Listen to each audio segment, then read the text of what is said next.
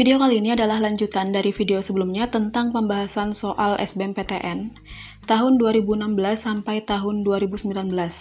Kali ini adalah soal tentang termokimia dan reaksi redoks, dimulai dari soal termokimia. Soal nomor 23, pembakaran gas metana dilakukan dalam kalorimeter bom yang mempunyai kapasitas kalor 2000 Joule per Kelvin dan berisi 500 gram air menurut reaksi berikut. Apabila reaksi dilakukan dengan 1,6 gram gas metana dan oksigen berlebih, temperatur sistem kalorimeter naik 20 derajat Celcius. Kalor jenis air dalam Joule per gram derajat Celcius adalah. Untuk menentukan nilai delta H dari kalorimeter, ini rumus umumnya adalah min Q reaksi per mol. Nah, untuk menghitung Q reaksi dan mol di sini tergantung dari reaksi yang terjadi dalam kalorimeternya. Reaksinya itu bisa berupa reaksi pembakaran, pelarutan, atau penetralan. Nah, karena di sini reaksi pembakaran, maka untuk menentukan Q reaksinya, rumusnya adalah Q-nya air ditambah Q-nya kalorimeter. Kemudian mol di sini adalah mol zat yang dibakar. Untuk nilai delta H dari reaksi-reaksi yang lain dan penjelasan rumusnya sudah pernah dibahas di video tentang penentuan nilai delta H, linknya ada di deskripsi.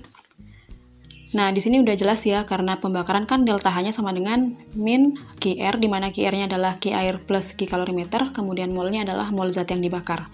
Bisa kita hitung dulu satu persatu.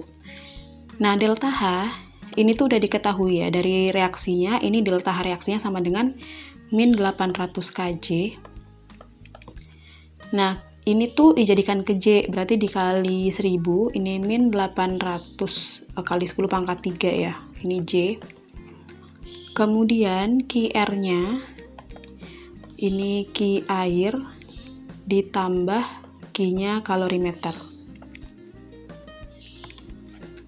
Pertama hitung Q airnya dulu. Nah, Q air sama dengan massa air dikali kalor jenis air dikali delta T.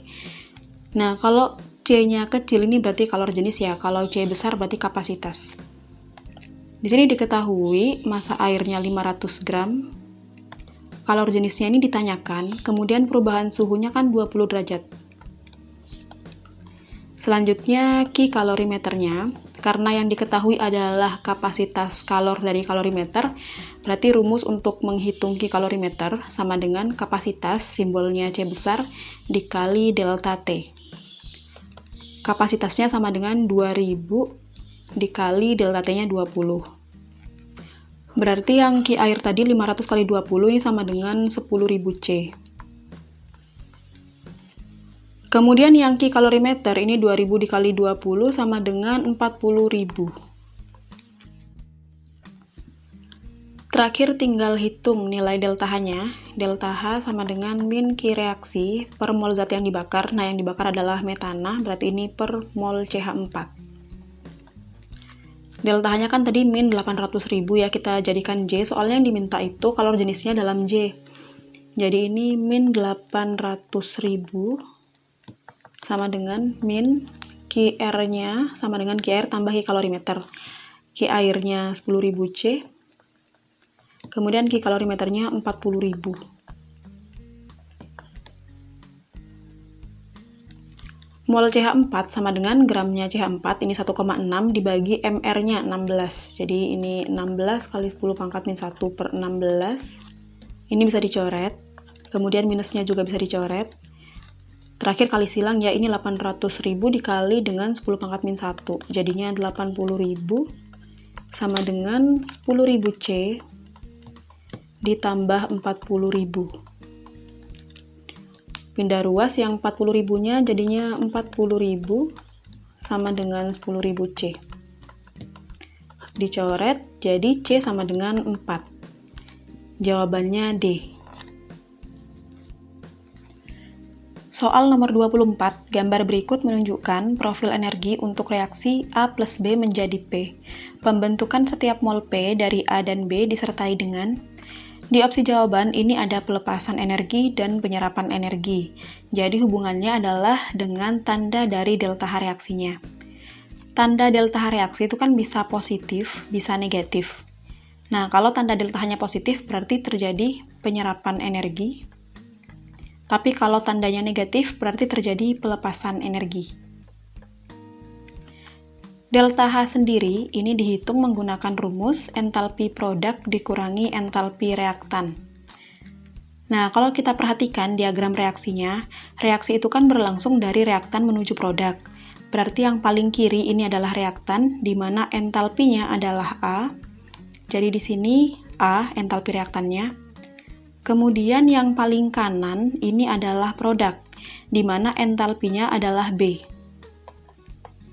Sehingga delta H reaksi untuk nomor 24 berdasarkan diagram ini adalah B dikurangi A. Perhatikan lagi, di sini kan entalpinya produk ini tuh lebih tinggi ya dibanding entalpinya reaktan, karena letaknya lebih di atas. Artinya B ini lebih besar daripada A. Jadi hasil pengurangan B dikurangi A ini bernilai positif. Karena bernilai positif, maka terjadi penyerapan energi sebesar B min A. Nah, di sini nggak ada jawabannya. Mungkin aja pada saat soalnya diketik ulang, karena ini kan soal salinan ya, terjadi kesalahan ketik atau emang di soal aslinya nggak ada jawabannya. Nah, agar ada jawabannya, yang A, ini yang pelepasan energi sebesar B min A, diganti jadi penyerapan energi. Kalau ini penyerapan energi, maka jawabannya adalah yang A. Soal nomor 25, data nilai energi ikatan rata-rata adalah sebagai berikut. Di sini adalah tabel energi ikatan rata-rata, kemudian ada reaksi CH4 plus Br2 menghasilkan CH3Br plus HBr. Yang ditanya nilai entalpi reaksi di atas. Karena yang diketahui energi ikat, berarti untuk menentukan nilai delta H reaksinya sama dengan energi ikat sebelah kiri dikurangi energi ikat sebelah kanan. Jadi ini tuh reaksinya harus diuraikan dulu biar kita tahu jumlah ikatan masing-masingnya itu berapa. Yang pertama kan CH4 ya, kalau diuraikan berarti C mengikat 4H ditambah Br2 menghasilkan CH3Br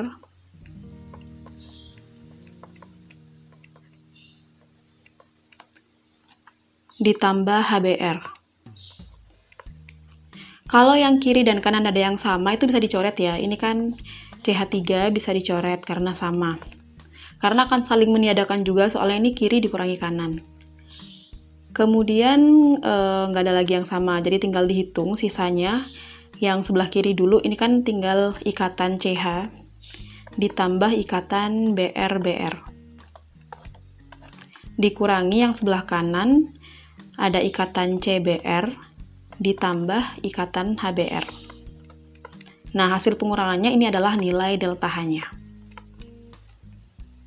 CH 410, kemudian BR-BR-nya 193, dikurangi CBr-nya 267, ditambah HBr-nya 363. Berarti di sini 603, kemudian dikurangi 630. Jadi hasilnya minus 27 kJ per mol. Jadi jawabannya adalah yang B. Ini salah ya, bukan yang A, melainkan yang B. Soal nomor 26, asam asetat dapat terbentuk dari reaksi metanol dengan CO sesuai reaksi berikut. Jika energi ikatan rata-rata untuk CC, CO, C♯2O, CH, OH berturut-turut adalah 347, 358, 745, 413, dan 467, maka energi ikatan rata-rata untuk C♯3O adalah berapa kJ per mol? Ini konsepnya sama dengan nomor sebelumnya, yaitu menentukan nilai delta H reaksi berdasarkan data energi ikat. Jadi rumusnya energi ikat sebelah kiri dikurangi energi ikat sebelah kanan. Cuman bedanya di sini deltanya udah diketahui, kita tinggal mencari energi ikatan dari salah satu spesiesnya di sini. Nah, ini C♯3O ini adalah ikatan dari CO.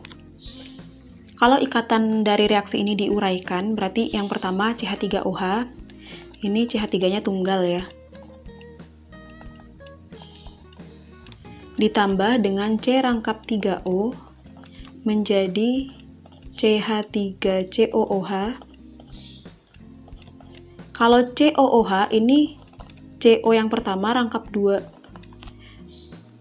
Ini hubungannya dengan materi kimia organik ya, gugus fungsi itu kan ada C yang karbonil, kemudian C yang tunggal. Ini delta-nya sama dengan min 22. Yang sama dicoret-coret dulu, ini CH3-nya sama. Kemudian OH juga sama. Udah nggak ada lagi, berarti kita urai sisanya ya. Ini kan yang sisa di sebelah kiri ada CO. Yang dihapuskan OH, tapi CO-nya kan masih ada di sini. Jadi ikatan CO ditambah ikatan C rangkap 3O. Kemudian yang sebelah kanan, ini tadi sebelah kiri ya.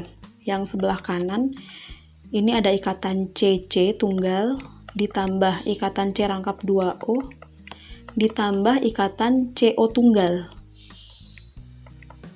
Sama dengan min 22. Jadi yang CO tunggal ini tadi berarti yang 358 ya.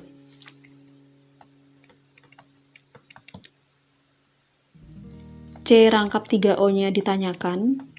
Kemudian yang CC tunggalnya 347. C rangkap 2O-nya 745. C tunggal O ini 358. Nah, ini juga ada yang sama ya, C tunggal O-nya belum dicoret tadi, berarti ini dicoret aja. Sama dengan min 22. Jadi, C rangkap 3O dikurangi hasilnya ini tadi, yang CC ditambah C rangkap 2O, 1092 sama dengan min 22. Pindah ruas, jadinya C rangkap 3O sama dengan 1070 kJ per mol. Nah, jawabannya adalah yang D. Soal nomor 27, ini sudah masuk soal tentang reaksi redoks. Dari keempat reaksi berikut yang merupakan reaksi reduksi oksidasi adalah, nah di sini ada 4 reaksi, kemudian kita disuruh menentukan mana sih yang termasuk reaksi redoks. Cara cepatnya, yang pertama, untuk mengetahui reaksi itu redoks atau bukan, kita cek apakah di suatu reaksi itu terdapat unsur bebas atau tidak. Jika dalam suatu reaksi terdapat unsur bebas, seperti Cl2 di sini, ini kan unsur bebas, bisa dipastikan reaksi tersebut adalah redoks. Jadi yang nomor 4 ini udah pasti redoks. Kemudian kalau dalam suatu reaksi tidak terdapat unsur bebas, belum tentu bukan redoks. Tapi kalau ada unsur bebas, udah pasti redoks. Nah, kalau nggak ada unsur bebasnya, berarti kita cek ada nggak perubahan biloksnya di situ. Kalau ada perubahan biloks, berarti redoks. Kalau nggak ada perubahan biloks, berarti bukan redoks. Nah, yang reaksi nomor 3, di sini prioritas terkecilnya kan yang N. Untuk menentukan biloks mana yang berubah, kita tuh harus lihat prioritas yang paling rendah dalam suatu senyawa. Nah, berarti di sini N dalam NO3. Nah, kemudian yang di sebelah kanan, N juga dalam NO3. Berarti bisa dipastikan ini tuh tidak terjadi perubahan biloks. Berarti yang 3 bukan redoks. Kemudian, yang nomor 2, nah yang nomor 2 ini kita bisa lihat salah satu aja, salah satu spesiesnya maksudnya. C dalam H2C2O4 ini kan yang prioritasnya terendah. Berarti itu yang kita cek perubahan biloksnya, terjadi perubahan atau enggak, penurunan atau kenaikan biloks. Nah, C yang pertama ini dalam senyawa H2C2O4.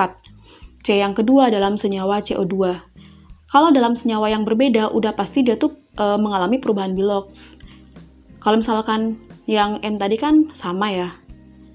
Nah, ini berarti dia mengalami perubahan biloks. Kemudian yang nomor 1, yang kita cek P-nya aja, karena di sini prioritas paling rendahnya P. P dalam PO4 untuk unsur yang kiri, yang kanan P-nya juga dalam PO4. Nah, berarti ini tuh tidak terjadi perubahan biloks P di sini. Jadi yang nomor 1 juga bukan reaksi redoks. Jadi yang termasuk reaksi redoks adalah 2 dan 4. Caranya kayak gitu ya, kalau misalkan ada unsur bebas udah pasti redoks, tapi kalau nggak ada unsur bebasnya dicek dulu terjadi perubahan biloks apa enggak. Kalau nggak terjadi berarti bukan redoks. Soal nomor 28, percobaan membuat air raja dilakukan menurut persamaan berikut. HNO3 plus 3HCl menghasilkan Cl2 plus NOCl plus 2H2O.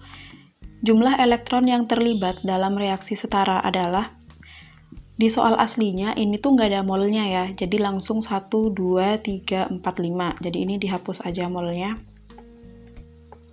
Karena kalau yang ditanyakan itu jumlah elektron yang terlibat dalam mol, harus ada pembandingnya. Jadi mol salah satu spesies yang terlibat di sini tuh harus diketahui molnya berapa.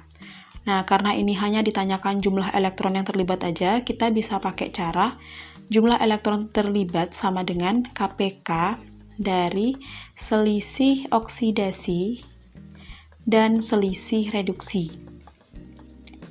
Kalau cara yang konvensional kan menggunakan persamaan reaksi ya, dijabarkan satu-satu itu terlalu lama, jadi langsung aja tentukan selisih oksidasi dan selisih reduksinya, kemudian dicari KPK-nya berapa. Nah, untuk menentukan selisih oksidasi dan selisih reduksi, ini tuh koefisien yang ada dalam reaksi yang diketahui ini harus diabaikan dulu. Ditulis ulang aja, ini kan HNO3 ditambah HCl menghasilkan Cl2 plus NaCl plus H2O. Nah, kita cek spesies yang mengalami perubahan Bilox. Yang dicek itu kan atom yang prioritasnya itu paling kecil. Nah, untuk urutan prioritas Bilox sudah pernah dibahas di video sebelumnya, linknya ada di deskripsi. Hitung dulu, berarti di sini yang paling kecil kan N. Nah, untuk menghitung Biloxnya N, kan caranya Bilox H ditambah Bilox N ditambah 3 dikali Bilox O sama dengan 0, karena ini tuh netral, nggak ada muatannya. Nah, hanya 1, kemudian di sini N, 1O itu min 2, berarti kalau ada 3, ini 3 dikali min 2 sama dengan 0. N-nya sama dengan 6 kurangi 1 sama dengan 5. Jadi di sini Biloxnya N, 5. Kemudian N yang di sebelah kanan, ini dihitung dulu. N ditambah O ditambah Cl sama dengan 0.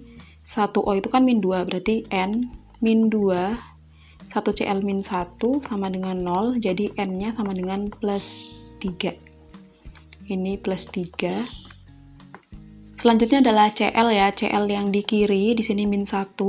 Kemudian Cl2, ini karena unsur bebas berarti 0. Nah, sebelum menentukan selisih Biloxnya Cl, di sini kan jumlah atom Cl-nya belum sama. Kalau jumlahnya belum sama, berarti kita harus samakan dulu sebelum menghitung selisih Biloxnya. Yang kanan 2, berarti yang kiri dikali 2, sehingga Bilox yang awalnya min 1 jadi min 2.